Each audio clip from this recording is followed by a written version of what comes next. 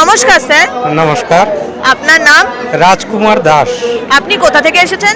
আমি ওয়েস্ট বেঙ্গলের কুচবিহার ডিস্ট্রিক্টের চান্দামারি গ্রাম থেকে এসেছি। আপনি অত দূর থেকে এখানটায় এসেছেন কোন উদ্দেশ্যে?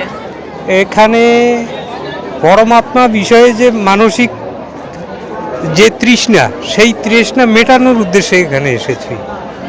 আচ্ছা, এখানটা আমরা দেখতে পাচ্ছি যেমন যে সন্ত রামপালজি মহারাজের 12টা আশ্রম আছে, ঠিক আছে? 12টা আশ্রমে 12 জায়গাতেই সমাগম হচ্ছে এবং এটাও দেখা যাচ্ছে আরেকদিকে যে মহাকুম্ভ মেলাও বসেছে। সরকার ওটার পেছনে লক্ষ লক্ষ টাকা ঢালছে, কিন্তু তবুও দেখতে পাচ্ছি যে আমরা যে ওখানটায় অনেক দুর্ঘটনা ঘটছে, কতজন মানুষ মারা যাচ্ছে, না তো কেউ খাবার ঠিকভাবে পাচ্ছে, মানে অনেক গন্ডগোল হচ্ছে এবং সব কিছুতে প্রাইস দিতে হচ্ছে, চার্জ হচ্ছে ওগুলোর জন্য। আর এখানটায় আমরা উল্টো দিকে দেখতে পাচ্ছি যে সন্ত রামপালজি মহারাজের এখানটায় সমস্ত ব্যবস্থা ফ্রি এবং কোনো দুর্ঘটনা ঘটছে না। এর পিছনে কারণ কি? এদের পিছনে কারণ হচ্ছে ওখানে সরকার